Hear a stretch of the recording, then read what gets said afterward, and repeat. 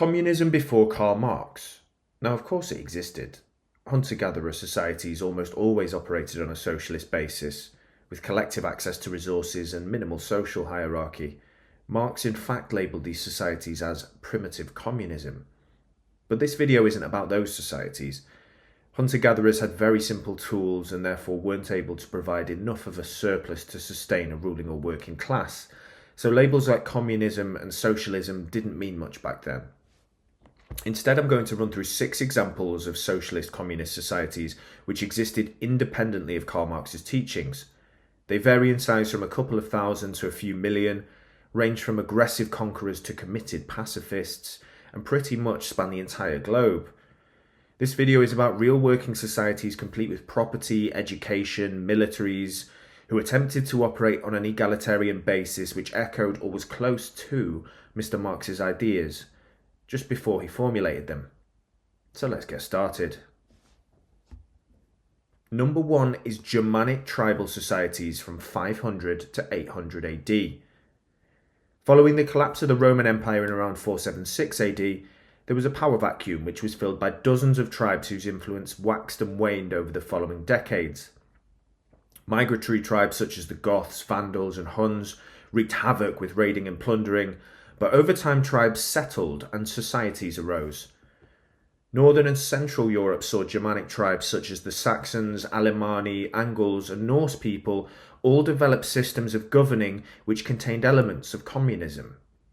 What you begin to see is kin-based subsistence societies forming with communal land use, collective decision-making and limits on wealth accumulation. You see this with land. Land was generally owned by the tribe or clan, not individuals. Forests, grazing land and rivers were shared. Arable land was allocated to certain families but only on a temporary basis, and there was no buying or selling of land. This removed the landlord class and thus limited inequality, especially compared to areas in the southern part of Europe who inherited the outgoing Roman Empire's views on land ownership. You see this in agriculture also. It was about survival rather than accumulation. Strip farming begins to emerge around 500 AD in Northern Europe, with farmland being divided into long, narrow strips and being shared among villagers. There were no fences between strips, and land was worked cooperatively. The reason for the strips was that early ploughs were pulled by oxen, and so were very difficult to turn, so long strips made for less turning. As a result, decisions were made collectively, and the communal nature meant no individuals were affected by a particular crop's blight or a certain field's flooding. This collective decision-making extended beyond agriculture also. You have communal assemblies, known as the moot in Anglo-Saxon or thing in Norse. Assemblies decided dispute resolution, law and custom, and even war and peace. Leaders were chosen by reputation, and support could be removed if they lost backing. You see evenly distributed rather than centralized power. You also see wealth circulation rather than hoarding. Leaders curried favour by giving wealth away, and any surplus was usually distributed during feasts. You also see a basic form of welfare where orphans, the wounded and elderly were looked after by kin groups. So, with these Germanic tribal societies you have collective ownership, farming cooperatives, decision-making assemblies, and also some wealth circulation and welfare. These tick most of the key boxes on a communist society checklist, but then there were a few areas where Germanic tribes fell short. One was slavery, which was widespread. Known as thralls, slaves were usually war captives and were used for farming, construction and household labour. Slaves had no legal rights and could be bought and sold by the owners. Again, not very communist. These societies began to decline as populations grew. What you see is land getting scarce and powerful people attempting to hold on to what they can. With that, you see the rise of lords and kings, and private estates replacing the communal land, seeing these tribal societies give way to the feudalism which dominated Europe during the Middle Ages. Now, for pre-Marx communist society example number 2, we go from Dark Ages Europe to Andean South America in the 15th century for the Inca Empire, known as Tawantinsuyu. The Inca Empire from the 15th and 16th centuries is a fascinating case. because it's the largest and most complex society in history to function without money. We're talking about a society of 12 million people at their height that spanned from Ecuador all the way down to Chile, with 40,000 kilometers of roads, suspension bridges, irrigation, that functioned without money or proper writing.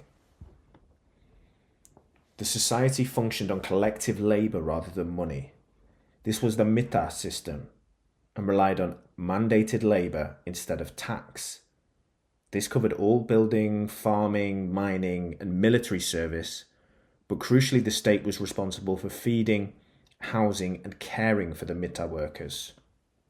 Old, sick, and widowed were also exempted from this levy and supported. Labour was collectivised, but you see a very developed social welfare system, even by today's standards. So even though the state owned everything, it was largely a benevolent state which fed and provided property for its people on the proviso that they earned it with their labour. The Inca used very advanced central storage and redistribution, known as kulka.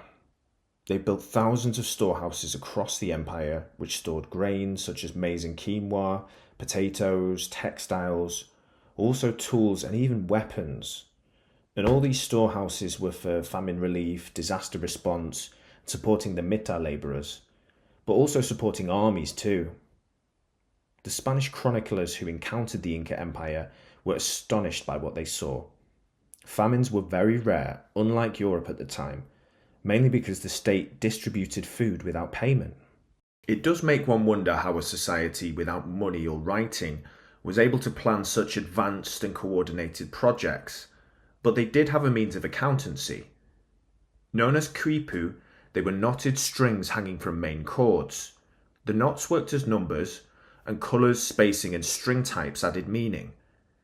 These were used for census data, mita records, and storehouse inventories. You also see collective obligation and mutual aid in Inca society.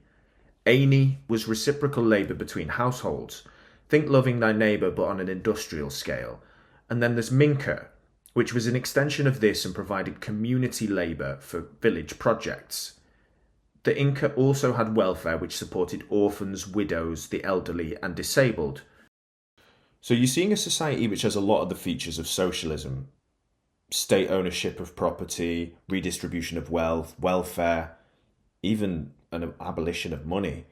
But there are a few key ways it differed to communism or socialism. Society had a strict hierarchy. The Sapa Inca and nobility lived in luxury compared to the common folk. And the mita labour system, for all its pros, could be extremely harsh.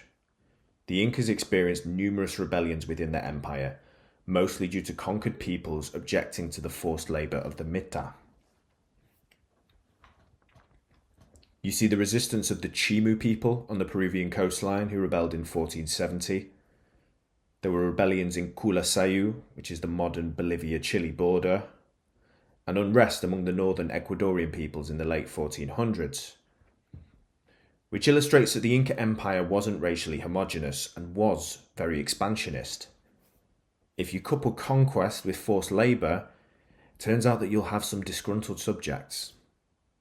There's also a full-fledged civil war in the lead up to the Spanish arrival in 1532, which severely weakened Tawantinsuyu and ensured that the Incas fell quickly due to Spanish conquest and disease. Number 3 in our list of pre-Marxist communist societies is the Taborites, from Bohemia in 1419 to 1434. The Taborites were the radical wing of the Hussite movement, which emerged during the Bohemian Reformation in the early 15th century.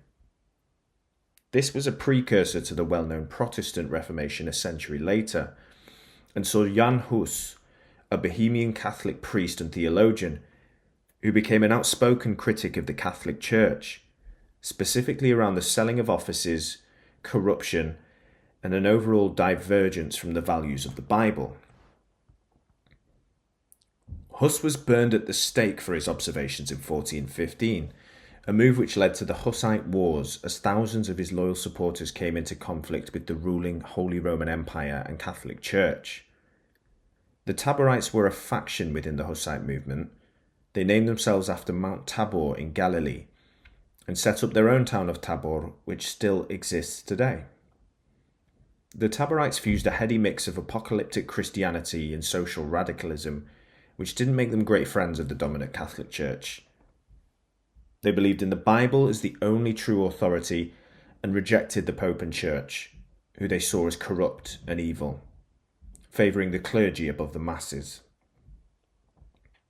The Taborites believed in lay preaching and more vernacular worship, meaning that the Bible should be translated and spoken about in the local tongue to make it more accessible to the masses, rather than the Catholic Church's Latin, which they felt gatekept the Word of God. The Taborites believed that all Christians were equal before God, something that sounds logical now but was incendiary at the time. Tied in with this view on equality was their communal living ethos. The Taborites practiced shared ownership of property, believing that private wealth encouraged sin and that all Christians should support each other equally. They referred to each other as brothers and sisters and surrendered money and goods to communal chests for redistribution. Despite these inclusive, benevolent views, the Taborites were far from pacifists. In fact, they were very warlike and believed that violent resistance was justified to defend true faith. They were known for their disciplined armies and innovative tactics like war wagons, and they spent most of their existence at war.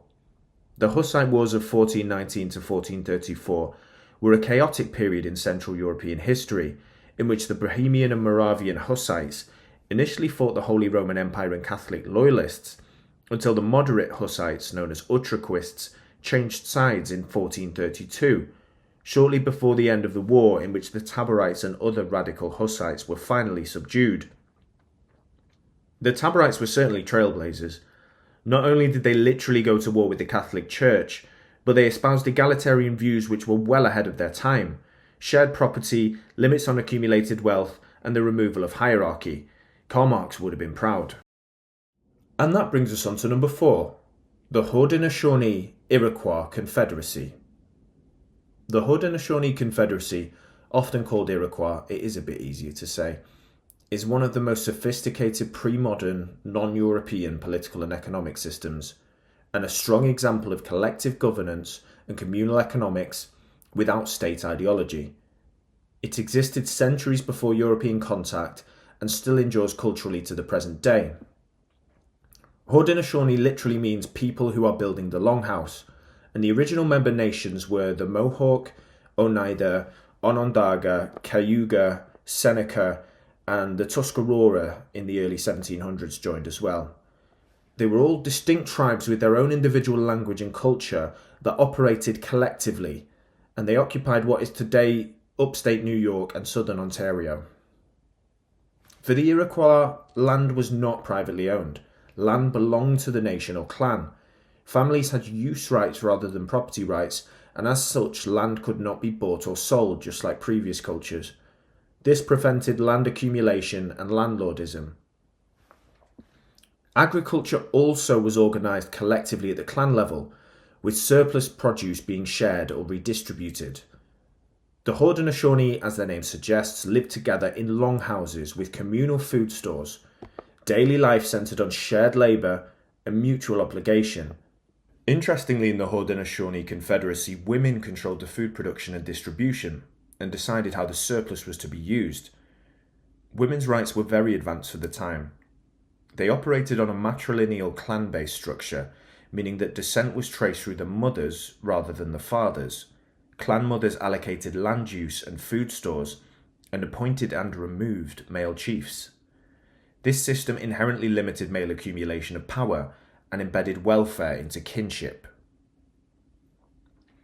Guyana-Shagawa, the Great Law of Peace, was the oral constitution of the Iroquois, and saw a confederation of 5 nations that operated largely peacefully for an extended period of time. The date at which it occurred is uncertain, and it's widely agreed to have been during the very wide window of between 1450 and 1660, although some do claim it to have been as early as 1142. Now, wars did happen during the Confederacy, such as against the Algonquian, but it is remarkable for its longevity and lack of conflict, certainly unparalleled in the European world. So you got a society in which there was no taxation, no standing army, redistribution of wealth, and care for the sick and elderly, but interestingly, no centralized coercive state. The ability to sustain such a cohesive, peaceful, and egalitarian society at such scale was a remarkable feat, and of the previous examples up to now, represents the closest to a communist utopia. Before European contact in 1500, the Haudenosaunee had between 60 to 100,000 people, so this was a large settled society, huge by New World standards, and one that Karl Marx would certainly be proud of. Now for number 5 on our pre-Marxist communist society list, we go from a society that lasted hundreds of years to one that lasted 2. The Diggers, or True Levelers as they called themselves, were a short-lived but visionary pre-Marxist sect who rose out of the ashes of the English Civil War, arguing for communal ownership of land and the abolition of economic inequality. Led by Gerard Winstanley, the True Levelers were an offshoot of the Levellers, and the name arose as a term of abuse for rural rebels who were said to level hedges and walls during the Midland Revolt in 1607. However, for me the name is fitting because it seems they wanted to level the figurative playing field in creating an egalitarian society for all.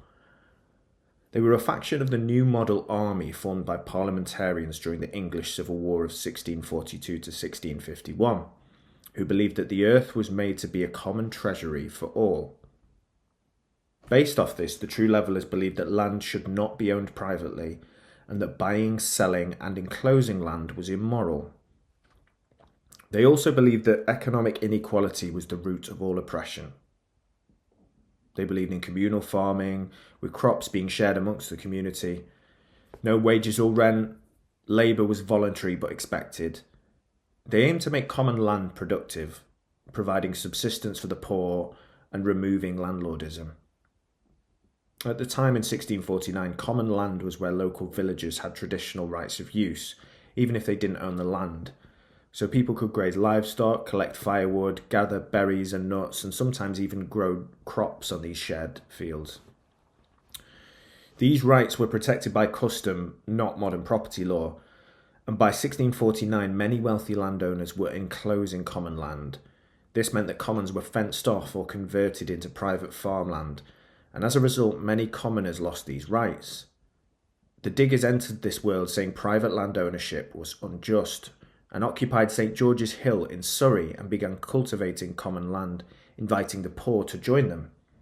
Henceforth, for their digging practices, they became known as the Diggers.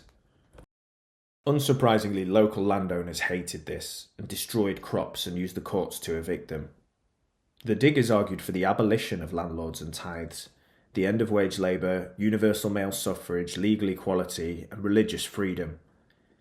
Like the Taborites, they were deeply Christian, but unlike the Taborites, they were committed to non-violence, and this probably explains why they didn't last very long. By 1651, this pre-Marxist society were effectively wiped out by a mixture of landlord thuggery, crop destruction, and legal action. I mentioned the Haudenosaunee being the closest we've had so far to a utopia. The Diggers definitely weren't a utopia, but they probably are the closest in terms of adhering to Karl Marx's principles and teachings. And our final example, number 6, is the Taiping Heavenly Kingdom. Hong Soo Quan, the man behind the Taiping Heavenly Kingdom, was a precocious talent as a child. Hong was earmarked for big things by the people of his village in South China. However, after his third failure to pass the notoriously hard civil service entrance exam, he suffered a nervous breakdown. During this mental breakdown, Hong Soo Quan believed that he spoke to God. God revealed that Hong was his second son, and that he was the younger brother of Jesus Christ. He was then implored by God to spread Christianity throughout China and oust the wicked Qing dynasty from rule. The Taiping Heavenly Kingdom was a fascinating period in history, but in the interests of saving time and staying on task, I'm not going to go too deep into the history of the Taiping, and will instead focus on how Hong Soo Quan's movement can be said to model communism. Hong Soo Quan and his followers' main goal was to create a heavenly kingdom of peace that abolished exploitation and hierarchy. Hong advocated for the abolition of private property. Land, food, and goods were declared to be collectively owned. private trade was discouraged, and any surplus was to be stored in communal granaries. Land in the Heavenly Kingdom was to be divided equally by household size, and there was no inheritance or accumulation of land. You also see class and gender egalitarianism. Hong Xiuquan advocated for the formal abolition of dynastic social classes. In the Qing dynasty at the time, scholar officials were the highest status social class. Second, surprisingly, was the peasants or farmers. Third was the artisans, and at the bottom was the merchants. It sounds a bit muddled from a Western point of view, but the Chinese social class was based on Confucian ideals and virtue. So despite merchants being the lowest tier in terms of Confucian status, they were often the richest.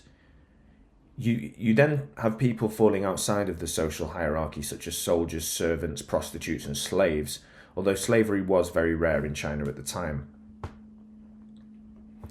Under the Taiping Heavenly Kingdom, women could own land. They could also take civil and military roles and sit for examinations. This was revolutionary and wasn't allowed in the Qing dynasty previously. You also see collective labour and militarization. The population was organised into work units, with food and housing allocated centrally. And you begin to see a blurring of the lines between labour and military life due to the wars going on in the background. In later years, Mao Zedong called the Taiping movement a great peasant revolutionary war, and Chinese Communist Party historiography explicitly treats it as a precursor to Chinese communism. And there are obvious parallels. A largely peasant-led guerrilla uprising attempting to remove the dominant political order and institutions. Also, between the both of them, a focus on egalitarianism and shared ownership. There were a few key differences, though. One was the strong religious aspect of the Taiping Heavenly Kingdom. Hong Xiuquan preached a strict brand of Protestant Christianity based on the missionaries he had encountered in his youth. As a result, there were strict controls on sex, drugs, mostly opium at the time, and alcohol, and the religious overtones crept into all aspects of life. Also, there was a new leadership elite which arose during the Taiping Heavenly Kingdom. There were around a dozen kings under the Supreme King, and although they weren't kings in the true sense, they did have a lot of power, and even the reference to monarchy itself is not very communist. Unlike the other examples, Karl Marx actively followed the Taiping Heavenly Kingdom with keen interest. He saw it as a peasant-led rather than proletarian revolt, but liked the attempt to remove the decadent Qing dynasty and creeping Western capitalism. He was critical of the strong religious aspect and lack of overall direction. He in fact labelled it destruction rather than construction. Eventually, the Qing government, after years of frustration, managed to defeat the rebellion with the help of the British and French in 1864, only after the death of tens of millions of people, though. Estimates range between 20 and 70 million, which is almost certainly more than World War I. For all his proto-communist ideals, Hong Xiuquan wasn't able to implement them in what was a very tumultuous time, and led to Karl Marx voicing his disappointment in the experiment, despite some initial praise. So there you have it, 6 very varied examples there in geographic location, scale and legacy. The Haudenosaunee Confederacy deserves praise for its longevity and represents the longest running communal society in history. Germanic tribal societies also lasted for centuries in their egalitarian way, but both examples weren't long removed from a nomadic tribal style existence, so naturally had that community ethos baked in. The Taborites and diggers certainly are to be commended for their principles and for going up against entrenched existing hierarchies, but both didn't hang around for long. The Taiping Heavenly Kingdom was similar, but was actually very close to toppling the Qing dynasty. And then there was the Incas and their advanced society without money. All amazing examples, but thank you so much if you've made it this far. I really appreciate it, and there will be more to come. Bye.